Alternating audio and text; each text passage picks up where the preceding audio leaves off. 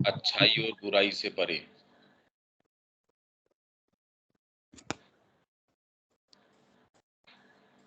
हाँ दीपक, टेक्स्ट है तो पढ़ो इसको।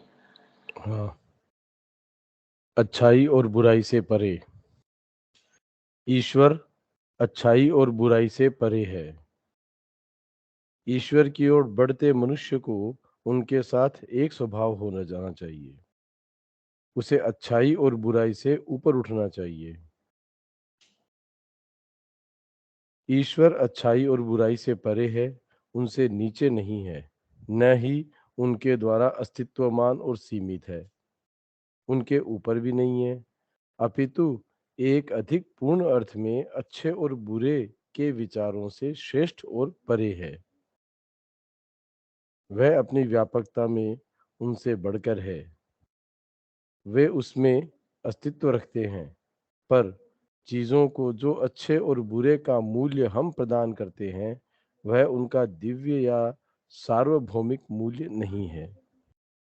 वे तो केवल जीवन के साथ हमारे मनोवैज्ञानिक और क्रियाशील व्यवहार में हमारे द्वारा बनाए गए व्यावहारिक मूल्य हैं।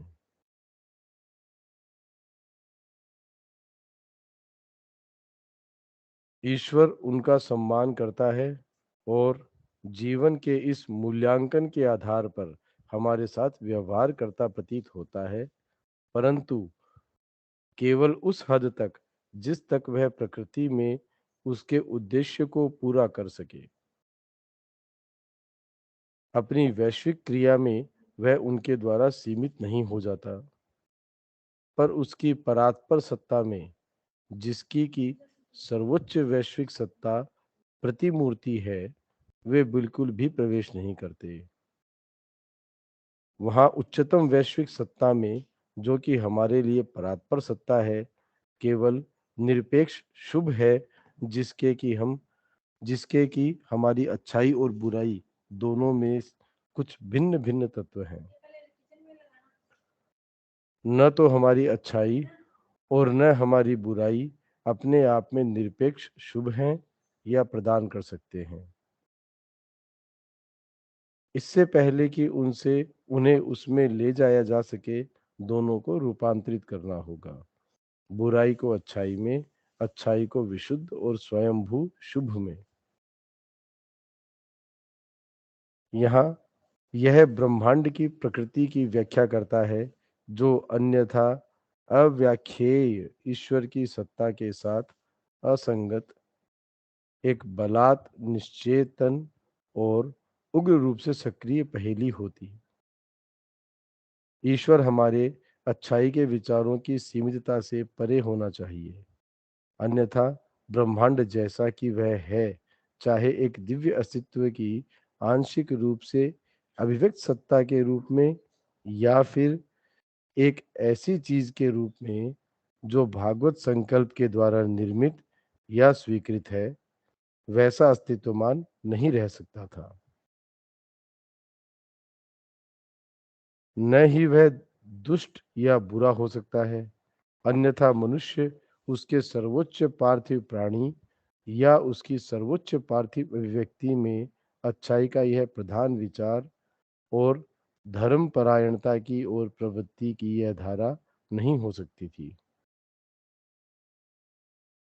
वह अच्छाई और बुराई का एक मिश्रण नहीं हो सकता, चाहे वह आत्मविमूढ़ और संघर्षशील हो या रहस्यमय रूप से व्यवस्थित दोहरा सिद्धांत और मुज्ड, अच्छाई की आत्मा और अहिर्मन, बुराई, अस्त व्यस्तता और विध्वंस की आत्मा हो, या कम से कम वह इस द्वैत से सीमित नहीं हो सकता, क्योंकि ब्रह्मांड में बहुत कुछ है जो न तो अच्छा है न ही बुरा।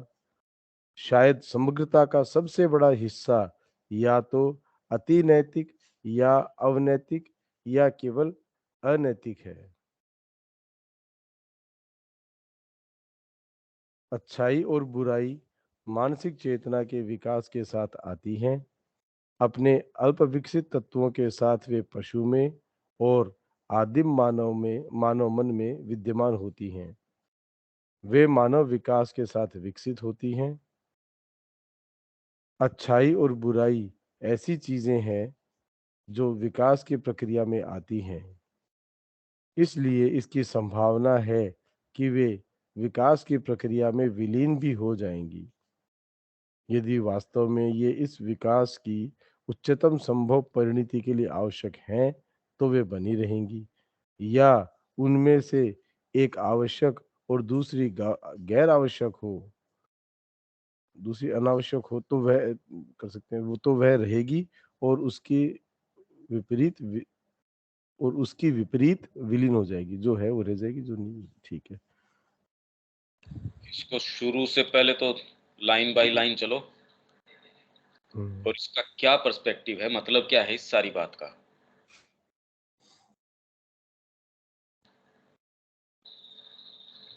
एक लेवल पे अगर अपन देखते हैं इसका सारे बात का मतलब, तो एक चीज पे कि हमारा जो कंसेप्शन है अच्छाई का और बुराई का, ईश्वर उससे परे है।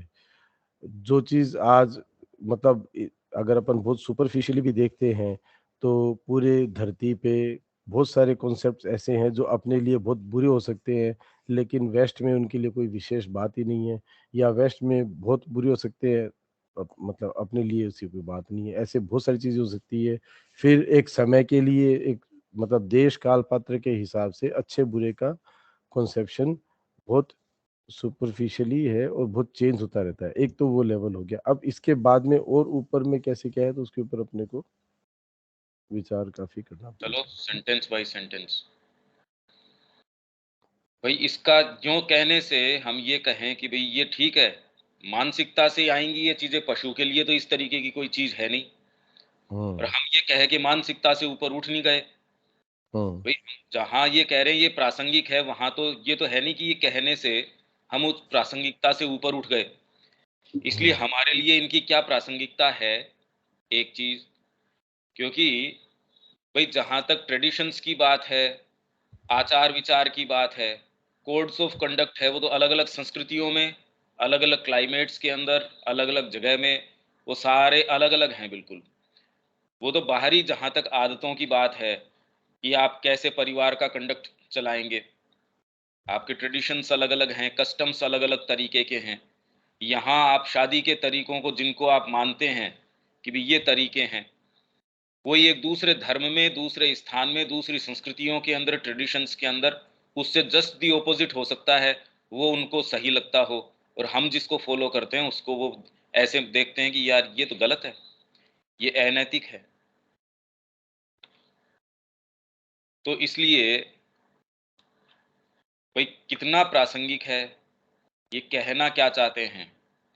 जैसे भोजन के प्रति हमारे एक सर्टेन प्रेजुडिसेस हैं, तो माँ कहती है भोजन के प्रति आपका आग्रह जो है, वो 2 4 5 बार अगर धरती के चक्कर काट आओगे तो हमारा जो आग्रह है कि ये ही वाला अच्छा है, ये वाला बुरा है, या फिर आप जिस तरीके से अपने जीवन को कंडक्ट करते हैं, ये वाला तरीका तो बढ़िया है।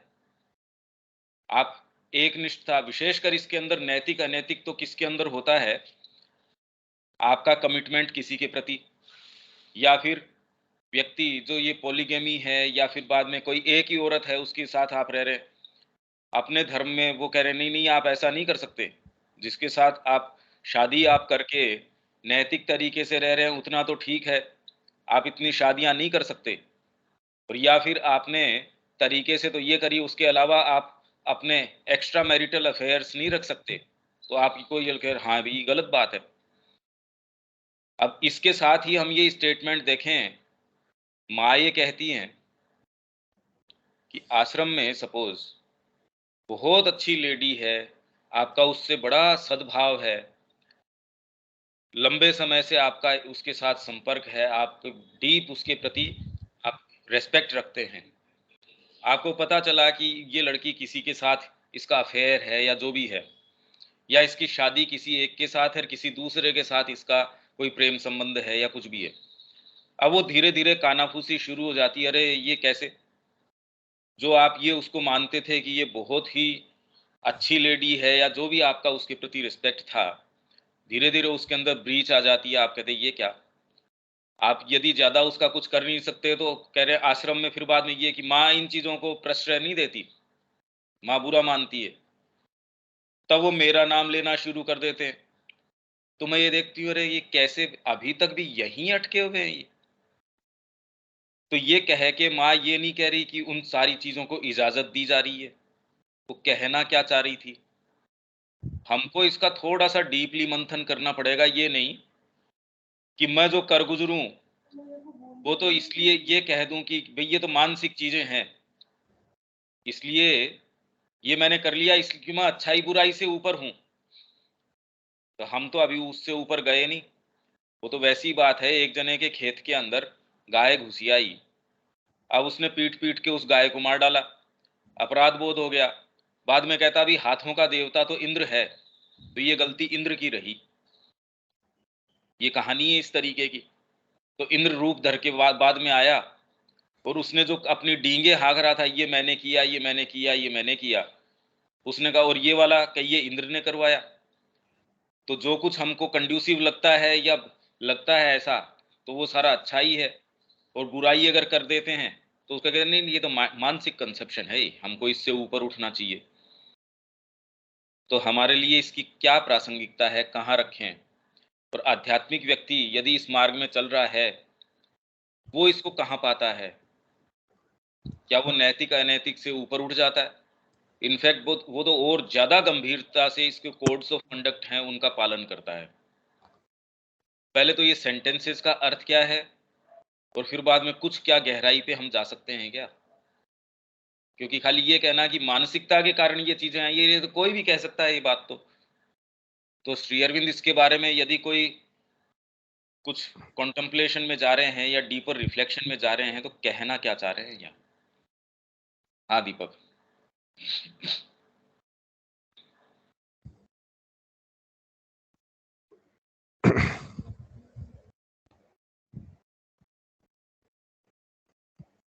इसमें तो लाइन सेंटेंस से है, चलते हैं सेंटेंस तो इसको। लाइन थे। हाँ, ईश्वर ईश्वर अच्छाई और बुराई से परे है। ईश्वर की ओर बढ़ते मनुष्य को उनके साथ एक स्वभाव हो जाना चाहिए। उसे अच्छाई और बुराई से ऊपर उठना चाहिए। ये मेन पहला सेंटेंस मेन सेंटेंस हो गया। इसी का नीचे एलैबोरेशन हुआ कि भई अब एक उनके भई एक मनुष्य को लेकिन ये उनके बात ही साथ एक कैसे आई स्वभाव कि हो हाँ, ये बात ही कैसे आई कि ईश्वर अच्छाई और बुराई से परे है? ये स्टेटमेंट हुँ, वेल फाउंड है या क्या है ये? ईश्वर अच्छाई और बुराई से परे है।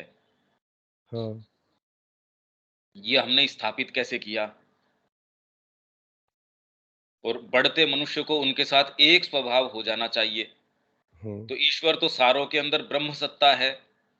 तो जो एक हुँ, ही गुरु को अपनाता है, वो आज एक को अपना लेगा, उसको सुविधाजनक होगा, दूसरी जगह दूसरा अपना लेगा।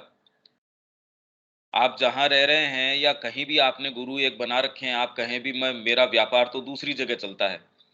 मेरे गुरु रहते हैं पौंडीचेरी, मैं रहता हूँ सपोज़ कहीं भी रहता हूँ, बैंगलोर रहता हूँ, जयपुर रहता हूँ, झुंझुनू रहता हूँ, तो यहाँ एक और सुविधाजनक तरीके से क्योंकि सभी ब्रह्म हैं, ईश्वर किसी एक चीज़ से बंध नहीं सकता। और सारे यही कह रहे हैं गृहस्थ धर्म धर्म सबसे बड़ा धर्म है या जो जिन भी चीज़ों की आड़ में हम अपनी बातों को छिपाते हैं, ये कहाँ से आ गई ये बात कि वो अच्छाई और बुराई से परे है?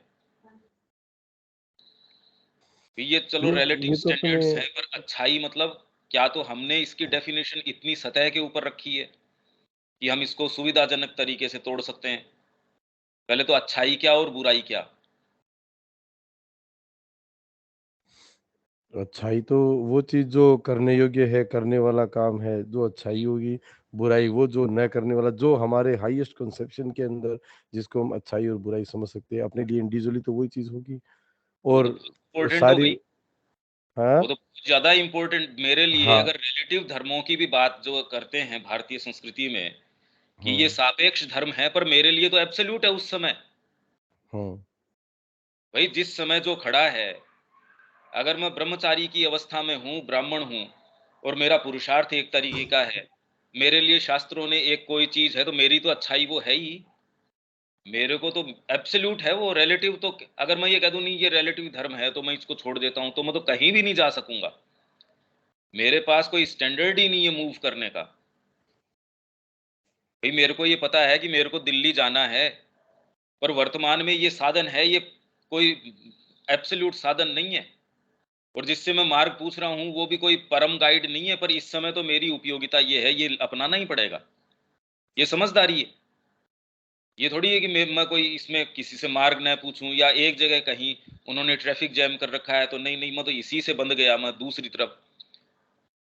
और फिर भी इसके अपने एक धर्म हैं, इसकी एक अपनी चीज़ है, तो इसको कहाँ रखें, अच्छाई और बुराई को। और अपने जीवन में हम देख सकते हैं फिर बाद में, जो सेंस ऑफ कि हमने ये गलत किया है, अगर ये सेंस आपका हटा दिया जाए, तो आपके पास क्या मानदंड है चलने का? वो तो इससे परे है, ठीक बात है। हाँ, तो यहाँ पर तो ये बोले कि वो उससे परे है, इंडिविजुअली के लिए थोड़ी ना बोला गया कि तेरे ये को कैसे अपने कह सारे सकते धर्म हैं कि छोड़ने वो चाहिए। इससे परे है? ये कहाँ से आ गई ये बात कि वो उससे परे है? तो ये जितने रिफ्लेक्शंस अपन जीवन में सारे संसार में सब चीज़ें देख रहे हैं और उसको फाइनली अपन बोले कि जो मेरे को समझ में आ रहा है वही फाइनल है, उसके अलावा कुछ भी सही नहीं है। अगर अपन ये सेमेटिक रिलीजन वाली बात में जाएँगे तो फिर तो गलत होगी ना वो बात। नहीं, फिर नहीं, मैं तो तो कह रहा हूँ वो साधना कोई में भी जाएँगे तो भी अच्छाई-बुराई हाँ। तो है ही इसके अंदर। हाँ, सेमेटिक की लेकिन बात नहीं है, मैं तो कह रहा हूँ साधना में भी जाएँगे तो हम मानसिक प्राणी होने से थोड़ी चूक गए। मनुष्य तो हैं हाँ, ही हम, तो जिस स्टैंडर्ड के ऊपर है वहाँ से ही आगे चलना पड़ेगा। तो मैं कह रहा हूँ कि इसमें कितनी गहराई तक हम ये अच्छाई-बुराई को खुद डिफाइन कर सकते हैं क्या? भई अभी तो ये सुनी-सुनाई बातें हैं। और यहाँ तक तो हम पहुँच ही सकते, कोई बच्चा भी पहुँच सकता है कि भी मानसिक चेतना में आप कोई चीज़ अच्छी बताएँगे, कोई चीज़ बुरी बताएँगे। इससे पीछे हम कहाँ तक, और ईश्वर इससे परे है, और हम ईश्वर हैं, हम उसी से अभिन्न हैं, तो हम उससे ऊपर हो गए। तो फंडामेंटली ठीक भी हो गया, ठीक नहीं भी हो गया। मैं इसीलिए कह रहा हूँ, ये इसका हम कोई उत्तर पा पाएँगे ये भी ज़रूरी नहीं है, पर एट लीस्ट कम से कम रेटरिक से थोड़ा अंदर जा पाएँगे।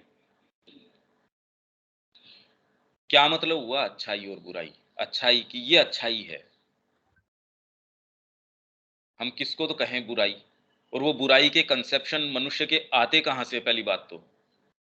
अगर किसी भी संस्कृति में से आते हैं, हम नैतिक कोई भी हमारा कोड सपोज़ निर्धारित करते हैं, तो वो कोड आता कहाँ से है?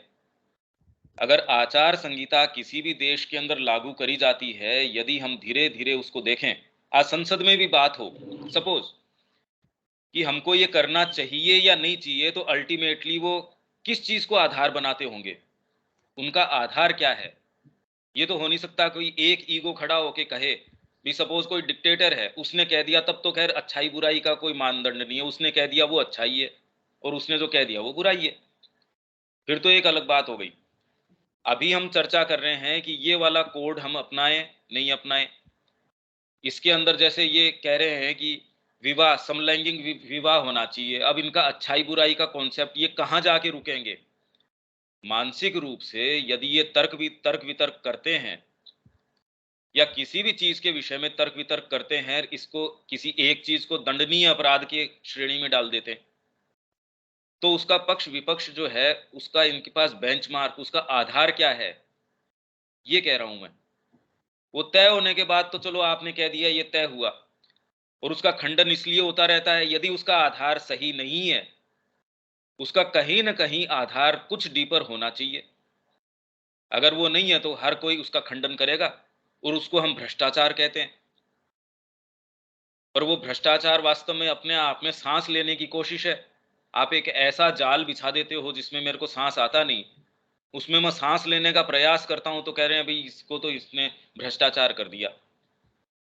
तो यदि मैं जो कह रहा हूँ, क्या मैं बता पा रहा हूँ मैं क्या कह रहा हूँ, दीपक? वो बात तो ठीक है, लेकिन वो एक जो 2 शायद मेरे को लगता है अलग-अलग प्रश्न नहीं हो गए कि भई अच्छाई और बुराई से परे है, इसमें एक वो एब्स्ट्रैक्ट बात है, एक अलग बात है और ठीक है, वो मतलब तो ठीक ठीक ही वही बात है, अपन पर वो जो वो तो वो फंडामेंटल फिलोसॉफिकल बात करते हैं, ईश्वर सत और असत से परे है, ईश्वर बीइंग और नॉन बीइंग से परे है, मतलब सारी चीज़ें हैं। तो ये वो फंडामेंटल बात है और अपन इंडिविजुअली जो आदमी जहाँ पर स्टैंड करता है, वहाँ पर तो ये सारी चीज़ ही वेल एप्लीकेबल है। अब नहीं, जो नहीं, ठीक आदमी ही मैं बात है, सत्ता में, ये अस्तित्व बिल्कुल में सही बात हूँ, है। मैं ये ये कह तो रहा हूँ कि मैं यहाँ फिजिकल बॉडी में हूँ, तो मैं कहूँ कि नहीं वो तो फिजिकल बॉडी में है और नहीं है उससे परे, इसका मतलब मैं बॉडी में नहीं हूँ। तो ये बात तो फिर उसके साथ इसको कैसे रिलेट होगा ये? नहीं, नहीं, नहीं, नहीं, मैं ये नहीं कह रहा। मैं कह रहा हूँ अच्छाई का निर्धारण कैसे हो और बुराई का निर्धारण, वो तो उससे परे है मान लिया। हाँ, पर मैं ये कह रहा हूँ कि जब हम ये कह रहे हैं उससे परे है, पर हम इन शब्दों की गहराई में अच्छाई किसको कहें?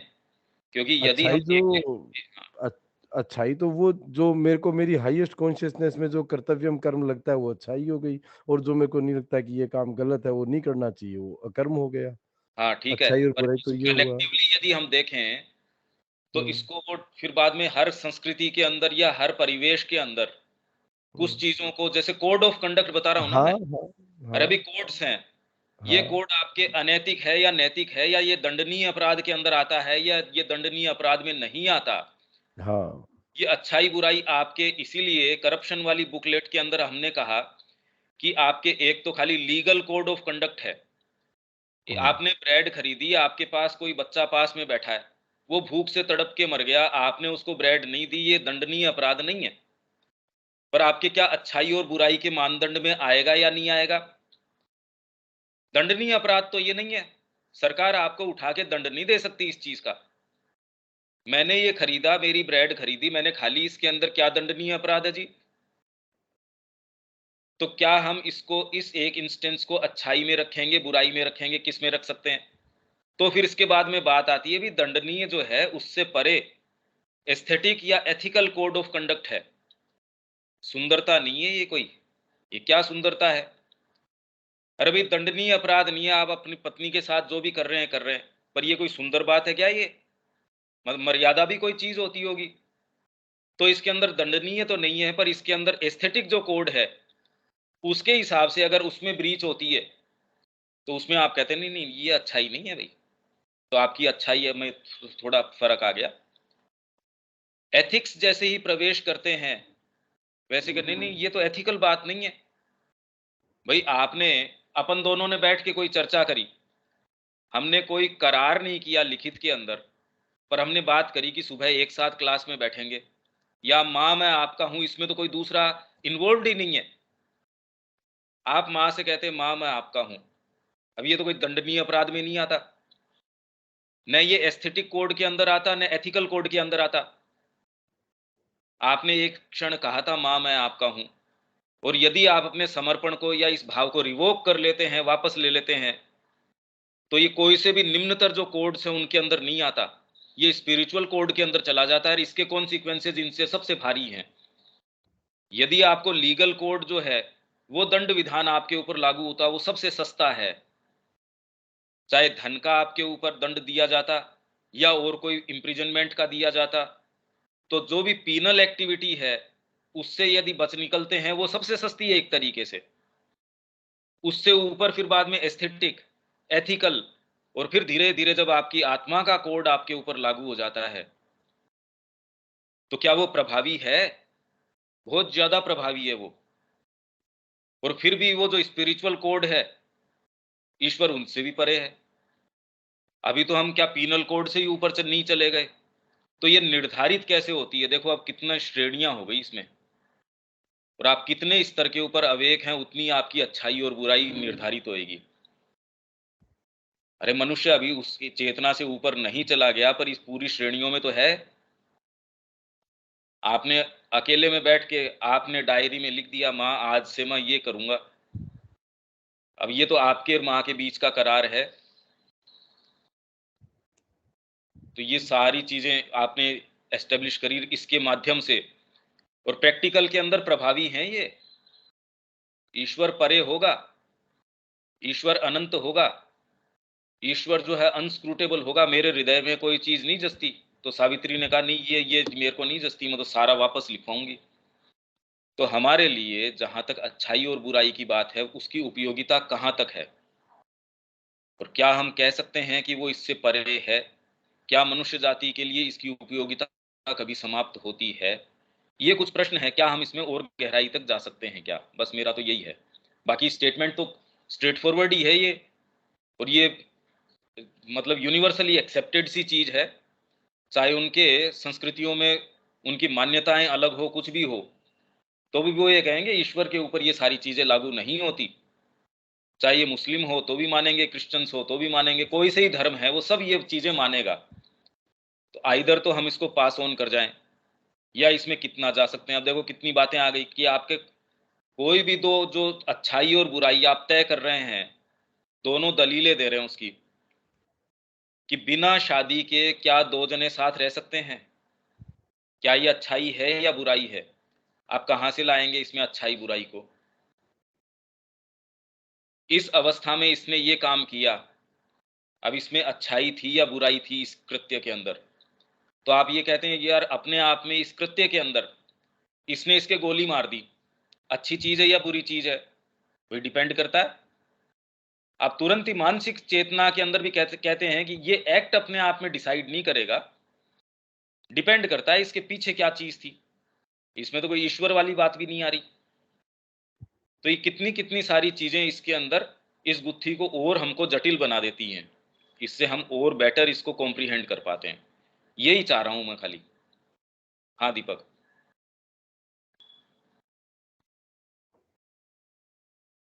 तो इसमें तो अभी और क्या चीज, मतलब इसीलिए ये हमको कुछ मजबूर समझ करती है में नहीं हमको आ और रहा है। गहराई में जाओ।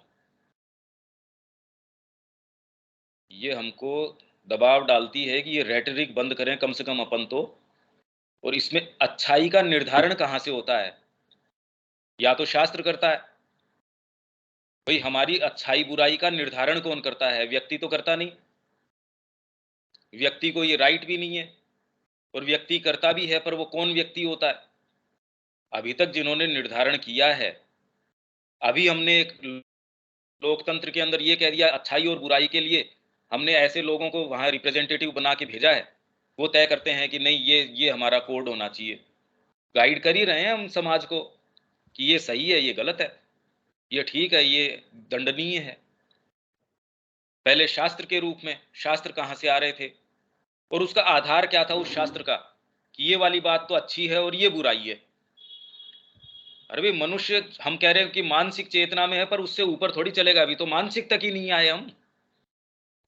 इसलिए हमारे लिए तो सुप्रीम इसकी उपयोगिता है, यूटिलिटी है कि हमारी जो निम्नतर प्रकृति है, यदि ये अच्छाई बुराई का कॉन्सेप्ट नहीं हो, सोचिए आपका क्या होगा। गीता सारी दलीलें इसी से शुरू कर रही है और इससे धीरे धीरे बिल्ड ऑन कर रही है। हम इससे ऊपर गए नहीं, हमारे लिए बहुत ज्यादा यूटिलिटी है इसकी। मैं तो खाली इसके ऊपर आ रहा हूं, निर्धारित कहाँ होता है ये। खाली ये कहता ना मेरी ऊंची से ऊंची चेतना में होता है, तो ये कहने के बाद भी ये प्रभावी नहीं होती ये बात। क्योंकि जब तक आपको एक कलेक्टिव सपोर्ट उस चीज का नहीं होता, आप कैसे चलेंगे। सर्टेन चीजें हैं उसके अंदर आप व्यक्तिगत रूप से कर सकते हैं, किसी के अंदर एक कॉमन कोड ऑफ कंडक्ट है, उसमें आप कैसे करेंगे। जो हम शास्त्र में भी कहते हैं ये अच्छी चीज है, अल्टीमेटली ट्रेस डाउन करें उसको कहाँ तक जाती है वो। और जिसको हम बुरा बताते हैं भारतीय संस्कृति में, ये चीज बुरी है भाई, ये गलत है, उसको अगर ट्रेस बैक करें तो वो कहाँ तक जाती है। क्या ये सारी की सारी चीजें एक सॉलिडेरिटी है यूनिवर्स की, मेरी और आपकी एकता है आत्मा के स्तर के ऊपर। इसलिए मैं कोई ऐसी चीज करता हूं जो मैंने आपके साथ गलत करी, तो अपना व्यवहार अच्छे और बुरे के दायरे में धीरे धीरे शास्त्र के अंदर आप देखेंगे वो ट्रेस बैक इसी सॉलिडेरिटी पे करता है, और इसको यज्ञ विधान बताता है। प्रकृति के साथ आप किस तरीके का, एटलीस्ट कम से कम इंडियन कल्चर में प्रकृति के साथ आप ये कर रहे हैं, आप ऐसा नहीं कर सकते, आप इसके साथ ये कर रहे हैं ऐसा नहीं कर सकते। तो उसके जो अच्छाई और बुराई के नियम निर्धारित होते हैं, वो जो आपकी ब्रह्म की सत्ता है और एकमात्र सत्ता है, उसी से सारी चीजें निकल के आ रही है। कहीं न कहीं आप इस सारे को ट्रेस बैक वहां तक कर सकते हैं कि आप उसके साथ ये व्यवहार नहीं कर सकते, प्रकृति के साथ आप ये व्यवहार नहीं कर सकते। नहीं तो अभी ये तो बिल्कुल मतलब प्रकृति का जिस तरीके का दोहन कर रहे हैं, और इन्होंने अपने कोड्स ऑफ कंडक्ट के अंदर वो चीज इनके आती नहीं। मछलियों को जितना मार लो उतना ठीक है, दूसरों को ये लगता है कि नहीं नहीं, इसके अंदर, प्रकृति के अंदर, ये हमारा क्या होगा बाद में। तो अब यहाँ जब इस तरीके के प्रश्न हो, तो कौन सी चीज है जो आके अल्टीमेटली आपके ऊपर एक रोक लगाएगी। आइदर तो आपका ये भाव कि नहीं, हिंसा अच्छी चीज नहीं है, अहिंसा परमो धर्म, तो वो आपकी चीज को लाके अच्छाई बुराई के अंदर रोक लेगी। पर जिन संस्कृतियों के अंदर अहिंसा, हिंसा की ये बातें ही नहीं है, जो संस्कृतियां हैं, देखो आप, वो पूरा का पूरा फेस्टिवल मनाते हैं, जब वो व्हेल्स को इकट्ठा करते हैं और उनको सबको मार डालते हैं, पूरा एरिया वो रक्त रंजित हो जाता है, अभी भी होता है साल दर साल। उनको ये अच्छाई बुराई के कॉन्सेप्ट में नहीं आता। हम ये कह रहे हैं ये नहीं, ये गलत है। और जो वहाँ एक्टिविस्ट्स हैं, वो दूसरे तरीके से फिर बाद में उसको कहते हैं नहीं नहीं, ये बुरी बात है। पर वो बुरा क्यों है? प्रकृति के साथ हम ये कर रहे हैं तो बाद में मनुष्य जाति क्या क्या होगा, ग्लोबल वार्मिंग हो रही है। तो धीरे धीरे हम इसको जाएं तो क्या हम खाली मनुष्य केंद्रित चीज है उसको अच्छा बुरा करें? अब देखो प्रश्न शिफ्ट होता जा रहा है इसके अंदर। ये गलत बात है, आपने इस पशु को मार दिया, ये गलत है, ये बुरी बात है। तो ये बुरी बात जब हमारे बलि चढ़ाते थे, तो वो क्या बुराई नहीं थी? शास्त्र सम्मत था या नहीं था? इसमें हाईएस्ट कंसेप्शन है या जो भी है हम कहें, तो अब ये प्रश्न उठ के आ गए हमारे पास, हमारे सामने। जब वो किसी का संहार कर रहा है, कुरुक्षेत्र के अंदर जो वो मार रहा है उसको, तो उसके अंदर क्या अच्छाई और बुराई, हिंसा नहीं है क्या उसके अंदर? क्या वो बुरी बात नहीं है? अर्जुन भी सारी बातें कह ही रहा था और मानसिक स्तर के ऊपर बिल्कुल ठीक भी थी, वेल फाउंडेड थी वो।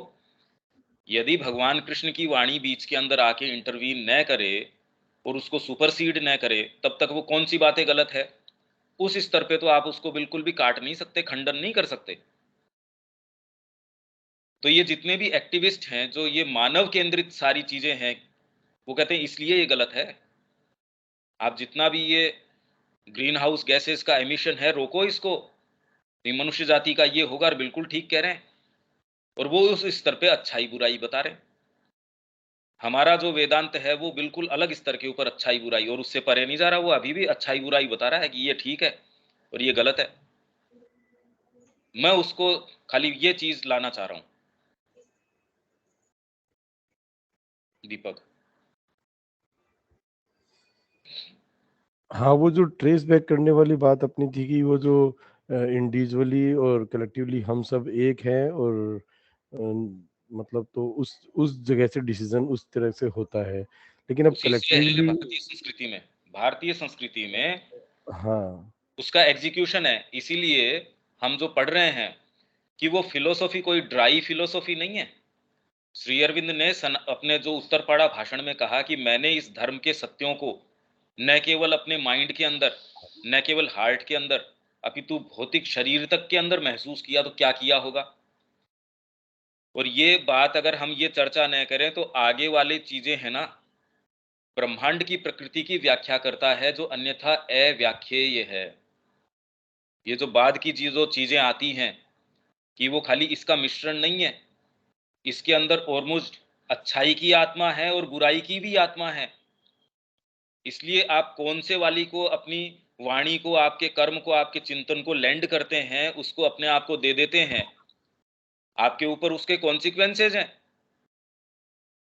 आप ग्लूटनी के कारण, आप किसी लालसा के कारण भोजन कर लेते हैं, तो ये दंडनीय विधान नहीं है। अरे भाई, मैं भोजन लेके आया हूं, मेरे फ्रिज के अंदर पड़ा है, इसमें कोई दंडनीय विधान थोड़ी है, पर अच्छाई बुराई तो है। अरे एकादशी का व्रत किया है तूने, अभी कोई पीनल एक्टिविटी तो है नहीं, पर फिर भी तूने एकादशी का व्रत किया है। यार ये क्या किया, निर्जला करी थी मैंने, ओहो ये क्या हुआ। और इसके अंदर भी वो लेके आ रहा है, गंगा जल लेके आ रहा है, कावड़ लेके आ रहा है, और उसके अंदर बीच के अंदर पता चला साहब ये गधा है, ये प्यासा है। अरे कोई नहीं, क्या खास बात है, इसको पिला दिया। तो कहा साहब इसने तो देखो पिला दिया, करे इसकी कावड़ तो सबसे पहले चढ़ गई इनके। यदि आप इसको अपने स्तर के ऊपर मान लें और हरिद्वार से या कहीं से भी आप लेके आते हैं, पहला गधा मिले उसको पिलाना शुरू कर दें, तो क्या ये बात लागू होगी? नहीं होगी। तो इसलिए जब तक हम पहला ये जो स्टेटमेंट है इसको नहीं समझें, अगले वाले स्टेटमेंट को कभी भी हम अप्रिशिएट नहीं कर सकेंगे। इसलिए मैं थोड़ा-सा इसको बार-बार इसके अंदर जाने की कोशिश कर रहा हूँ। एटलीस्ट कम से कम इसने हमको अभी ये फ़ोर्स किया है कि ये सतह पे नहीं है। आगे चलें दीपक? ईश्वर की ओर बढ़ते मनुष्य को उनके साथ एक स्वभाव हो जाना चाहिए। अब ये तो एक सेंटेंस हो गया, ईश्वर के साथ मनुष्य को एक स्वभाव हो जाना चाहिए। अब एक स्वभाव हो जाना तो सारी साधना का तो मूल यही है, नहीं, कल्मिनेशन ठीक भी है, यही है। पर इससे मतलब वो अच्छाई और बुराई से ऊपर नहीं हो जाता। हुँ, इसके अंदर भी यदि हम अपने भई इसका प्रमाण क्या है? इसका प्रमाण क्या है? जो लोग मान लो एक स्वभाव हो गए, तो क्या वो फिर बाद में आपके लिए कोड्स ऑफ कंडक्ट निर्धारित नहीं करते? जब आप साधना के अंदर चलते हैं, तो उसमें तो बहुत ज़्यादा स्ट्रिक्ट हो जाते हैं आप, कि माँ ने ये कहा था तो ये ही। आपके जो अच्छाई और बुराई का जो जितना दायरा है वो और ज़्यादा, अभी तो आपके ठीक है, मैंने इसका पैसा दिया है, मैं इसका उपभोग कर सकता हूँ। और धीरे-धीरे आप ऐसी चीज़ में प्रवेश कर जाते हैं, इसीलिए वो कह रहे हैं कि जब आपको पुकार आ गई और आप इस मार्ग के ऊपर चल पड़े हैं, तो इसके अंदर आपके ऊपर और ज़्यादा भारी विधान लागू हो जाता है। और उसके अपने कोड हैं, उसकी अपनी अच्छाई और बुराई है। कहने का मतलब अच्छाई और बुराई 2 ऐसी चीज़ें हैं, जो आपको अपनी यात्रा के अंदर एक तो कंड्यूसिव है और एक आपका लोअर बीइंग है जो नीचे खींच रहा है। अभी हम जिस अवस्था के अंदर हैं, उसके अंदर हमारे ऊपर एक तरीके से लागू हो रही है। जब हम आध्यात्मिकता में प्रवेश कर गए, तो ये दरकिनार नहीं कर देते और ज़्यादा घोर तरीके से, हाँ, इसका स्वरूप चेंज हो जाता है। पहले जो स्वरूप था, वो अब इसीलिए ऋषि के ऊपर या ब्राह्मण के ऊपर राजा का कोई दंड विधान लागू नहीं हो सकता। वो बताएगा राजा को कि इस युग के अंदर दंड विधान ये है, या इस व्यक्ति विशेष के ऊपर ये वाला दंड विधान लागू होएगा। नहीं तो अच्छाई और बुराई का शेप जो है, तो हम मानवीयता से परे चले नहीं गए। और यदि हम एक स्वभाव हो भी गए, तो माँ आपको बताती थी, आप लेटर्स के अंदर पढ़ लीजिए, नहीं, तेरे लिए ये गलत है और तेरे लिए ये वाली चीज़ ठीक है। तो इसके अंदर भी हम राइट एक्शन, रॉन्ग एक्शन, ये अच्छी चीज़ है, ये बुरी चीज़ है, और इसी का बाद में विवेचन भी कर रहे हैं। तो इसलिए ये कह देना कि हम डू अवे विथ हमने कर दिया, तो मेरा प्रश्न है कि क्या हम कभी कर सकते हैं? साधना की भी किसी स्थिति के अंदर क्या हम इससे हाथ झाड़ सकते हैं, या इसका स्वरूप चेंज हो जाता है? तो वर्तमान इसकी प्रासंगिकता, बाद के समय में इसकी प्रासंगिकता, और अपने आप में ये अगर व्यापक परिप्रेक्ष्य में देखा जाए तो क्या? ये कुछ प्रश्न हैं, ठीक है? उसे तो अच्छाई और बुराई से ऊपर उठना चाहिए। जब तक हम इस आइडेंटिफाइड अपनी आउटर चेतना के साथ में, जब तक ब्रह्म के साथ तादात्म्य नहीं हो जाता, और उस समय भी मतलब तादात्म्य मतलब क्या? तादात्म्य मतलब होने के बाद क्या होगा? एक ऐसी चीज़ के बारे में बात है जो कि कुछ उसका तो कुछ एक्सपीरियंस तो है नहीं, और अच्छाई और बुराई के कंडक्ट्स तो कर्तव्यम और अकर्तव्यम का तो हमेशा ही लागू रहेगा। उसके ऊपर तो मतलब वो तो ऑलमोस्ट इम्पॉसिबल लेवल है कि भई वो उसके ऊपर तो कर्तव्य क्या है और अकर्तव्य क्या है, इसका इससे परे हो जाना। हुँ, अब ये तो जब तक हम इस अपने किसी भी हाईएस्ट पॉसिबल चीज़ अपन जो अपने को लगता है उससे आइडेंटिफाइड है, हुँ, मतलब ब्रह्म के अलावा कोई और चीज़ जिससे आइडेंटिफाइड अपन है, तब तक तो वो लागू ही रहेगी, वो उसके ऊपर तो हाँ, आगे उसके अलावा तो है ही नहीं। हाँ, जब हम अल्टीमेट मतलब टू मतलब वो डिवाइन ही नहीं बन जाते, तब उसके बाद में पता नहीं क्या होगा और कैसी होगी उसकी तो अपन कह नहीं सकते। लेकिन अभी तक तो जो जितना अभी दृष्टि दूर तक जा सकती है, उस डिस्टेंस तक तो ये समझ में आता है कि अच्छाई और बुराई का जो हमारा कंसेप्शन है, उससे आइडेंटिफिकेशन तो रहेगा ही रहेगा। उसको हाँ, अपन नहीं, डिनाई पर तो नहीं कर इसके सकते। इसके अंदर ये है, जैसे गीता कह रही है निस्त्रैगुण्य। अब हुँ, यहाँ माँ की क्रिया गुणों के अंदर महसूस होती है।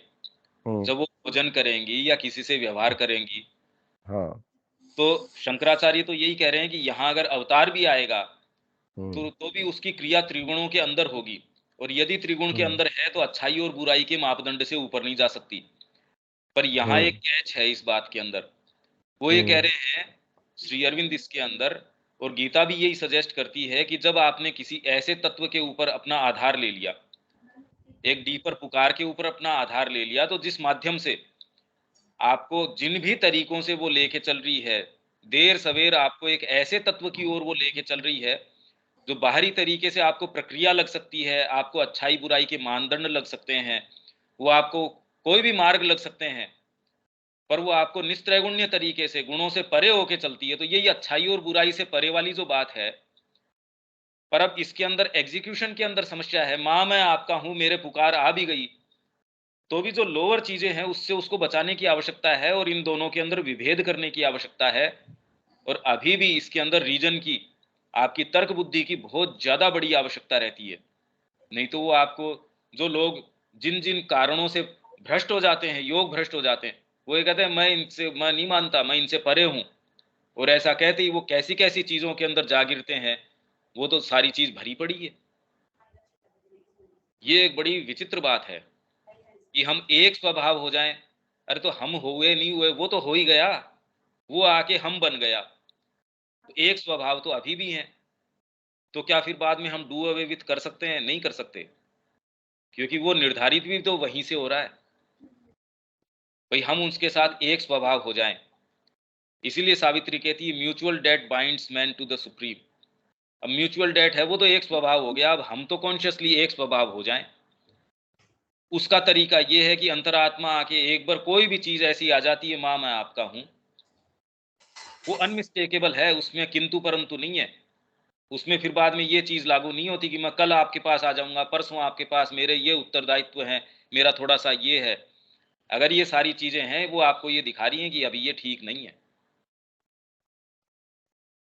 आगे अगला पैराग्राफ। ईश्वर अच्छाई और बुराई से परे है, उनसे नीचे नहीं है, न ही उनके द्वारा अस्तित्वमान और सीमित है। उनके ऊपर भी नहीं है, अपितु एक अधिक पूर्ण अर्थ में अच्छे और बुरे विचारों से श्रेष्ठ और परे है। हुँ। हाँ, अपन उसकी बात कर रहे हैं कि वो इस तरह से है और वो उनसे ऊपर मिक्स में नहीं है। भई ये तो चलो फिलोसॉफ़िकली हमने कह दिया कि ऐसा फिलोसॉफ़िकल नहीं हो बात है। सकता। भई हुँ, ऐसा नहीं हो सकता। यदि वो इससे नीचे है, तब तो फिर बाद में ईश्वर उससे ऊपर क्या हुआ? फिर तो वो अवबौद्धिक हो गया, मनुष्य से नीचे हो गया वो। हुँ, न तो वो इसके ऊपर है, न नीचे है, न इसके समकालीन है। जैसे श्री अरविंद ने उनको कहा कि भई तू गुरु को क्वेश्चन कैसे कर सकता है? यदि गुरु हुँ, तेरे फ्रेमवर्क से ऊपर है, तब तो क्वेश्चन का कोई हिसाब ही नहीं है। वो समकालीन है, तो फिर बाद में गुरु क्या रहा? और अगर नीचे है, तो तू उससे श्रेष्ठतर है। किसी भी मामले के अंदर क्वेश्चन का तो कोई प्रश्न ही नहीं है। तो ये तो एक बौद्धिक स्तर के ऊपर है कि भी ईश्वर इनसे परे है, नीचे नहीं हो सकता। मतलब आप अगर रिफ्लेक्ट करें, सपोज़ आप अपनी कॉन्टेम्प्लेटिव कॉन्शसनेस के अंदर बैठे हैं, वो जब इन चीज़ों के ऊपर विचार करती है, पर इसके अंदर अंतर्निहित हैं ये सारी चीज़ें जो अभी अपन ने बात करी कि शास्त्र के अंदर एक तरीके से है। जो हम बैठ के संसद के अंदर सपोज़ सोच रहे हैं कि एक देश के अंदर अच्छाई और बुराई हम किस तरीके से निर्धारित करें। तो वो जित गहरे से गहरे तरीकों पे भी हमें ईश्वर उससे परे है और परे होके भी वो इसके अंदर इनका सम्मान करता है। इसीलिए तो बाद में ये बात आई है कि वो इसका सम्मान करता है। और कैसे करता है? क्या हमारे पास कोई उदाहरण है इसका? कि वो आपके इस फ्रेमवर्क का सम्मान करता है। कैसे? ठीक है, वह अपनी व्यापकता में। वे अपनी व्यापकता में उनसे बढ़कर है। वे उस वे उसमें अस्तित्व रखते हैं पर चीज़ों को अच्छे और बुरे का मूल्य हम प्रदान करते हैं, वह उनका दिव्य सार्वभौमिक मूल्य नहीं है। ये इंडिविजुअल जो अच्छे और बुरे का कंसेप्शन है, ये मानसिक चेतना का कंसेप्शन है। उसको उसका जो भी वैल्यू वो हम प्रदान करते हैं, वो उसके ऊपर अप्लाई नहीं कर सकते। नहीं तो वो हुँ, तो अपन श्री कृष्ण का जीवन देखते हैं तो उनके अंदर उन्होंने तो उसको धोबी को मार दिया। अभी हुँ, वो बेचारा पैसे लेकर के उसके धोबी कपड़े धोता है, वो उसका सामान तो उसको ही दे कर के आएगा लेकिन उसको मार दिया। तो जो हमारे लिए जो है वह उनका दिव्य और सार्वभौमिक मूल्य नहीं है। हाँ, वे तो केवल हाँ, मतलब यूनिवर्सल उसके लिए वो उस पे अप्लाई नहीं कर सकते। भगवान क्या मनुष्यों के लिए भी आप हाँ। सीमा के इस साइड खड़े हैं, तो आपको उसको मारना आपके लिए धर्म हो गया। और हुँ। यदि आप उसको मार के अपने विरोधी को और आप खुद गोली खा के मर भी जाते हैं, तो ये शौर्य है, पराक्रम है। अब ये कहाँ किस तरीके से लागू करें, तो अपने आप में आप जो स्टैंड पॉइंट लेते हैं, हो सकता है आप गिवन कंडीशन के अंदर उससे इसलिए भाग जाएं जिससे कि शक्ति इकट्ठी करके दोबारा धावा बोल सकें, या आप डर के कारण भाग जाएं। तो डिपेंड करता है, यहां भी मानसिक स्तर के ऊपर भी आप पूछते हैं कि इसके पीछे इसकी भावना क्या थी। अरे मैंने बच्चे को थप्पड़ इसलिए मारा इसके भले के लिए, एक इसलिए कि मैंने इसलिए। तो आप कोई भी क्रिया करते हैं, अपने आप में उस क्रिया की फेस वैल्यू के ऊपर उसका कोई मूल्य नहीं है, उसके पीछे वाली क्या बात है। तो वैसे ही अच्छे और बुरे का मूल्य जो हम प्रदान करते हैं, वो उसका दिव्य या सार्वभौमिक यूनिवर्सल कोई वैल्यू नहीं है उसकी। उसके पीछे क्या चीज है वो वैल्यू प्रदान करती है उसको। वे तो केवल जीवन के साथ हमारे मनोवैज्ञानिक और क्रियाशील व्यवहार में हमारे द्वारा बनाए गए व्यावहारिक मूल्य हैं। तो न तो हम मनोविज्ञान से ऊपर चले गए, और न हमारी डायनेमिक नेचर है उससे हम कोई ऊपर चले गए। ये तो एक तरीका है भाई, हमारी डायनेमिक नेचर फिलहाल इस तरीके की है जिसमें वाइटल है, हमारी जो भौतिक चेतना वो नीचे खींचती है, इसलिए हमने नैतिक नियम बना दिए। नहीं तो पशुता के नियम हैं, यदि कोई बाजार के अंदर हम गए, मार्केट में देखा फल मेरे को अच्छे लगे, अब मैं तो उठा लूंगा। पशु के लिए तो कोई चीज नहीं है, उसको तो खाली इस चीज का कि डंडा लेके कोई खड़ा है तो थोड़ा सा डर के रहेगा। मनुष्य कितनी भी भड़की उसकी चीजें हैं तो भी ये झपट थोड़ी पड़ेगा, और जहाँ झपट पड़ता है तो हम कहते रहे पशु तुल्य है, ये तो कोई सभ्य ही नहीं है। तो सभ्यता आपको फिर इनकी नहीं, ये सही नहीं है, ये असभ्यता है, ये गलत बात है, ऐसा नहीं कर सकते। आपके मन में आ गई तो भी ये शब्द आप काम में नहीं ले सकते। मेरे मन में चाहे कैसे भी हो, बाहर ऐसा नहीं कह सकते। तो व्यवहार में बनाए गए ये व्यावहारिक चीजें हैं कि भी लोकोपचार की चीजें हैं ये। तो डिपेंड करता आप अपनी, क्योंकि हमारी रूबरू हम रहते हैं हमारी खाली भौतिक प्रकृति से, इसलिए ये नियम हमको कितने ज्यादा बाइंडिंग महसूस होते हैं। और वो भौतिक प्रकृति साधना के अंदर भी प्रभावी न हो जाए, इसका भी कोई कोई सेल्फ श्योर हम है नहीं। इतना कोई नेसेसरी रूपांतर हुआ नहीं कि भौतिक प्रकृति कभी भी आके हमको न पकड़ ले। अच्छे भले ऋषि मुनि हैं, हम देखते हैं वो कभी मेनका आ गई, कभी ये आ गई, उर्वशी आ गई, ये आ गई, तो उनकी जो लोअर प्रकृति है कभी भी आके ऊपर सिर उठा लेती है। तो ये एक सर्टेन कोड तो उनके ऊपर प्रभावी हमेशा ही रहता है, चाहे वो कितना भी प्रकांड कुछ भी हो। इसीलिए श्री अरविंद कह रहे हैं भी इसको अनल करने के लिए, इसको रोकने के लिए जब तक सुप्रामेंटल नहीं आ जाता, तब तक तो ये चीजें कभी भी उठ के खड़ी हो सकती हैं।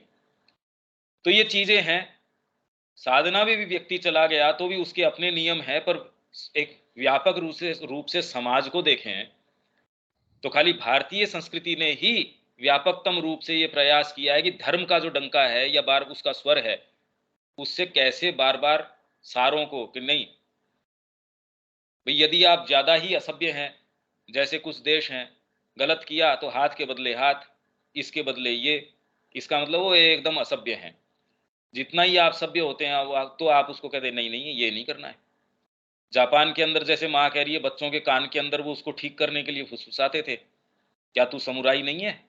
तो बच्चा तुरंत कि ना ना, मेरे को ऐसे नहीं करना चाहिए। तो आप चेतना की या आपकी कल्टीवेशन की किस अवस्था में है, वो आपके ऊपर। यही आप दूसरे जो बिल्कुल ये इस तरीके की जातियां हैं या होर्ड्स हैं जो असभ्य, उनके कान में ये कहो कि तू समुराई नहीं है, उनके कोई फर्क पड़ेगा इस बात का? उनको तो यही है, आंख के बदले आंख, हाथ के बदले हाथ हाथ। वो ठीक था उस समय, और काम करने के लिए और प्रेरित करने का उनको तरीका नहीं था। तो ये जो लूटोगे उसमें आधा हिस्सा तुम्हारा होगा, यहां से जो औरतें लूट के लेके आओगे उसके अंदर से उनका उपभोग कर सकते हो। भी ऐसे हबशियों को कैसे चलाओ आप? इसलिए उस समय वो प्रासंगिक था। इनफैक्ट एट लार्ज मनुष्य के लिए आज भी वही प्रासंगिक है। खाली ये कह के कि हम इससे ऊपर हैं, आप अपने आप को देख लो। बातें हम साधना की करते हैं पर एक्चुअल में क्या करते हैं? तो इसीलिए हमारे ऊपर तो इनफैक्ट ज्यादा थ्राइस वो टू देम ऊपर वाली जो बात चल रही थी, तो वो कोड ऑफ कंडक्ट हमारे ऊपर लागू हो रहे हैं। इनफैक्ट साधना में भी आ जाते हैं तो भी एक सर्टेन फ्रेमवर्क तो लागू होता ही होता है। अब आगे ना, ईश्वर उनका सम्मान करता है। आगे, और जीवन इस मूल्यांकन के आधार पर हमारे साथ व्यवहार करता प्रतीत होता है। हम्म, हमारे जितने भी जैसे मनोवैज्ञानिक और क्रियाशील व्यवहार में हमारे द्वारा बनाए गए जो व्यवहारिक मूल्य हैं, ईश्वर उन सब का सम्मान करता है और जीवन के इन इस मूल्यांकन के आधार पर हमारे साथ व्यवहार करता प्रतीत होता है। कैसे? परंतु उसे व्यवहार करता है जिसके लिए हम जो हम काम कर रहे हैं उसमें व्यवहार करता है बोले तो? यानी रिस्पेक्ट कैसे करता है? हम कैसे कहें कि हमने जो रिलेटिव स्टैंडर्ड्स बना रखे हैं, ईश्वर हुँ। उनका सम्मान करता है, कैसे?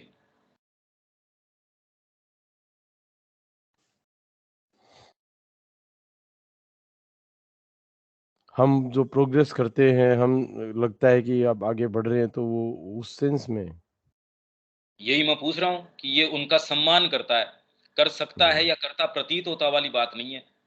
हुँ, ये तो कह रहे ईश्वर उनका सम्मान करता है और जीवन के इस मूल्यांकन के आधार पर हमने जीवन का जो मूल्यांकन किया है, मूल्य निर्धारित किया चीज़ों का कि ये वाली तो नेगेटिव चीज़ों के अंदर मूल्य हम इसका निर्धारित करते हैं, इसका पॉजिटिव हुँ, वाली चीज़ों के अंदर कि मैं चैरिटी कर रहा हूँ, ये तो अच्छी बात है। या मैं किसी को आवश्यक व्यक्ति है, उसके लिए मैं देख रहा हूँ कि नारी के ऊपर इसके ऊपर शोषण हो रहा है और मैंने उसको हेल्प करी, तो ये तो अच्छी बात है।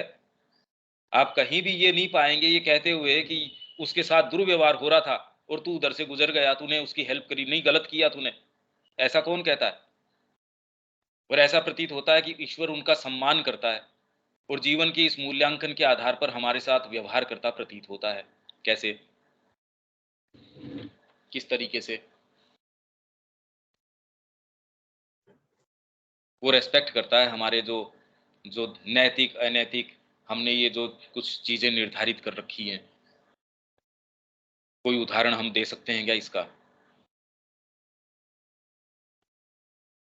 हुँ, हुँ, कि किसी के पास भी इसका उदाहरण कि ईश्वर इसका सम्मान करता है, सम्मान करता नहीं करता तो द्रौपदी को नंगी होने देता वो। हमने ही तो कोड बना रखा है, पशु तो कोई कपड़े पहनता नहीं, पशु को कोई अपने आप को ढकने की आवश्यकता नहीं। या फिर माँ जब वहाँ आश्रम में कह रही है मैंने कोई ये मैटरनिटी होम या कोई इल्लीगल चिल्ड्रन है उनके लिए कोई स्थान नहीं खोल रखा। मैंने यहाँ फ्रीडम दी है, इसका ये अर्थ नहीं है कि जैसे ये पत्र थे, हमने इसमें भी पढ़ा मातृवाणी के अंदर भी है। ओरोविल के विषय में किसी ने ये पूछा कि माँ आप कहती हैं जो सेंटर के अंदर वहाँ क्योंकि अलग-अलग सोसाइटीज़ बना रखी है ना, अलग-अलग जो माँ के अलग-अलग एट्रिब्यूट्स हैं, तो 12 एट्रिब्यूट हैं, तो 12 तरीके की, कोई करेज है, कोई ये है, वो है, अलग-अलग सोसाइटीज़ हैं जिसके अंदर वो रह रहे हैं।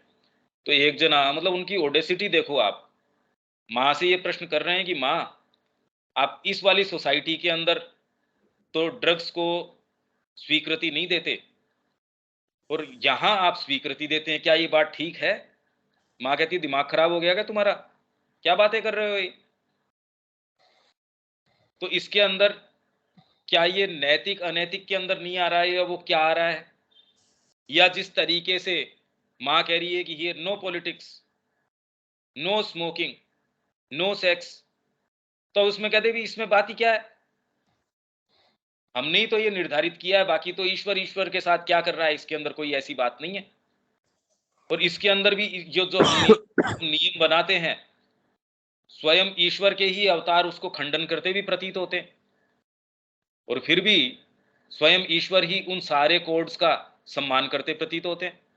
अवतार भी आते हैं भई और ईश्वर उसका सम्मान करता हमारे व्यक्तिगत जीवन में कैसे? कि हमने जो कोड बना रखे हैं सपोज़, तो आप उसमें तुरंत ये देखते हैं कि आपकी चेतना के अंदर इज़ाफ़ा हो जाता है।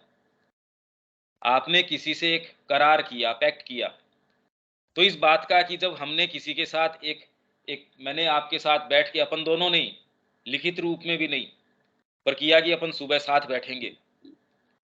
जब आप उसके ऊपर खरे नहीं उतरते तो आप अपनी जीभ का स्वाद देख सकते हो। तो आपके भीतर कोई ऐसी चीज़ है जो इस इन चीज़ों का सम्मान करती प्रतीत होती है। आपने व्यक्तियों के साथ खंडन किया। एक एक बच्चा है, वो आवेशवश किसी को धक्का मारता है, मुक्का मारता है। यो तो अपने आप में कोई एक्टिविटी नहीं है। पर उसके अंदर वो जब अपने आप को सँभालता है, मनोवैज्ञानिक तरीके से भी वो ये देखता है, अरे! मैं तो नीचे गिर गया अपनी स्थिति से। तो इनके अंदर उसको रिवॉर्ड और पनिशमेंट उसके मनोवैज्ञानिक स्तर के ऊपर या फिर उसके आत्मिक स्तर के ऊपर ऐसा प्रतीत होता है उसका उत्थान, उसका पतन, समाज में उसका उत्थान, उसका पतन, ईश्वर इन सारों को रिस्पेक्ट करते हुए आगे बढ़ता है। आपकी चेतना के स्तर के ऊपर, बाहरी स्तर के ऊपर। तो ऐसा लगता है महाश्री अरविंद भी ये जो एस्टेब्लिश जो चीजें हैं, उनका खंडन भी करते हैं और उनका पालन भी करते हैं। उन्होंने एक को कहा कि ठीक है, कोई खास बात नहीं है भाई, यहाँ एक लड़का और लड़की साथ के अंदर काम करते हैं तो हमको दिक्कत होती है भाई, उनके माँ बाप को दिक्कत थी, सुनंदा जी वगैरह जो कर रहे थे उस समय, तो माँ बाप ने कहा नहीं, तुम दोनों साथ लड़का लड़की ऐसे काम नहीं कर सकते, तुमको शादी करनी पड़ेगी। तो उन्होंने कहा भी आश्रम में तो हम शादी नहीं कर सकते।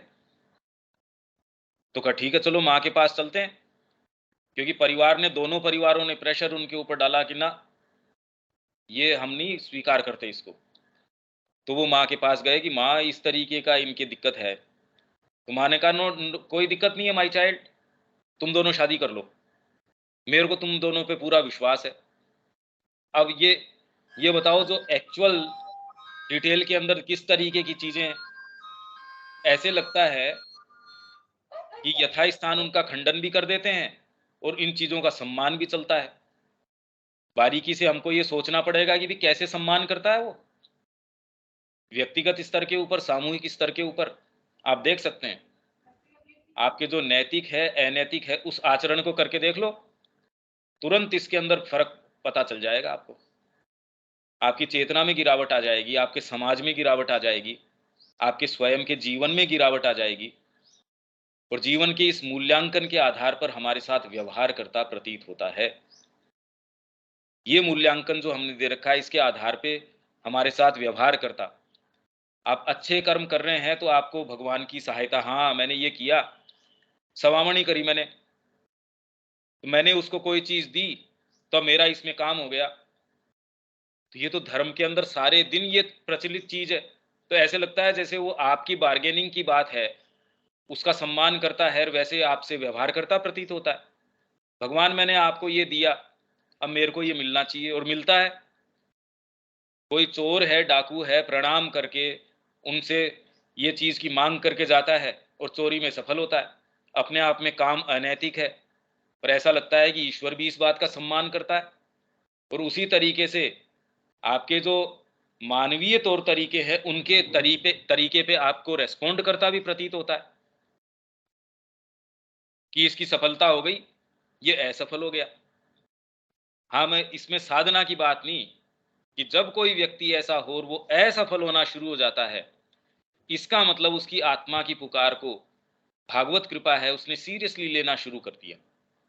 पर तब तक तो नहीं, क्योंकि ये तो एक मनुष्य किस अवस्था में है, उसमें ऐसा लगता है कि वो उन मूल्यांकनों के आधार पे आपके साथ व्यवहार करता है और उनका सम्मान करता है। आपने जो भी कोड्स ऑफ कंडक्ट हैं जो निर्धारित कर रखे हैं, उनके आधार पे आपके साथ व्यवहार करता है। मैं तेरे को सवामणि चढ़ाऊंगा भगवान, मेरा ये काम हो जाए, हो जाता है। दूसरा है वो बैठा है, उसके पास ही दो जने बैठे हैं, एक ने पुकारा या एक ने ये किया। अब उसका हम साइकोलॉजिकली फिर बाद में उसका विवेचन करते हैं, जी एक ने कोई ऐसी शक्ति को पुकार लिया या जो भी है, उसके कारण है भी। पर हम यही तो कह रहे हैं कि ईश्वर किसी मैकेनिज्म का सम्मान करता है, उसके हिसाब से आपके साथ प्रतिक्रिया करता है। यही बात तो हम कह रहे हैं, खाली सूक्ष्मतर तरीकों से कह रहे हैं। ठीक है, आगे।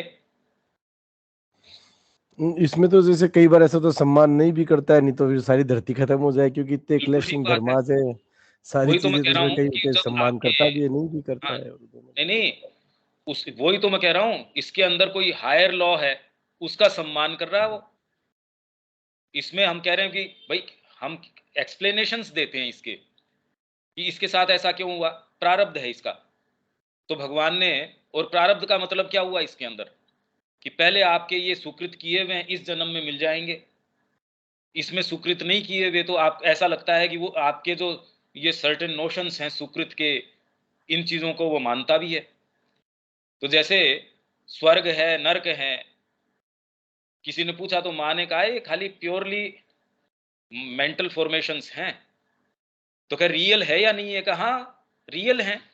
आपने कहा कि मेंटल फॉर्मेशन है, तो इससे उनकी रियलिटी पे क्या अंकुश लग गया। तो क्या कितने एक रियल हैं, कि ये जो धरती जिसके ऊपर आप रह रहे हो, इससे थोड़े से ज्यादा रियल हैं, और बाकी तो ये रियल नहीं है।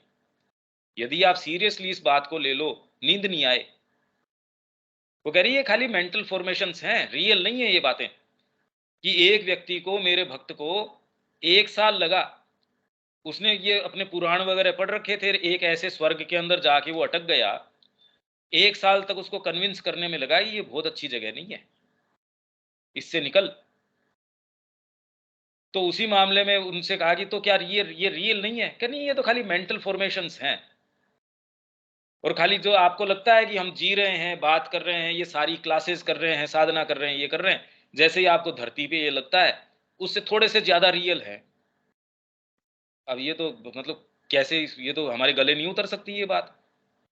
और ईश्वर इन सारी चीज़ों को का सम्मान करता है, ऐसा व्यवहार करता है। ये बड़ी इंटरेस्टिंग बात हो गई ना देखो। पता नहीं अब ये श्री अरविंद ऐसा कह रहे हैं या नहीं कह रहे, हमको नहीं पता वो क्या कह रहे हैं, पर कम से कम इतनी बातें तो हम कर ही सकते हैं। नहीं तो इसको पास ऑन भी कर सकते हैं। हाँ भी, ये तो सुनी सुनाई बातें हैं ही। आध्यात्मिकता के विषय में तो ये रोज सारे धर्म यही बातें कहते हैं, और जितने भी महात्मा जी हैं वो सारे ही कहते हैं ये बातें। पर इससे एक हमारा तरीका अप्रोच करने का चेंज हो जाएगा। हम तुरंत उसके रिपरकशंस हैं, उसके पीछे के आइडियाज हैं, उनकी कड़ियां हैं, उससे इतनी इतनी चीजें, जैसे प्लानिंग वाला व्यक्ति ये कहीं जाता है, एक दृष्टिपात के अंदर कितनी चीजें देख लेता है। वहीं एक व्यक्ति जो है वहां हो सकता है 10 साल से वहां का बासिंदा हो, और एक चीज सेंस नहीं है उसको किसी चीज का। उतना ही हमारे लिए है ये। इसको हम कल पकड़ेंगे, ये बड़ी इंटरेस्टिंग चीज है।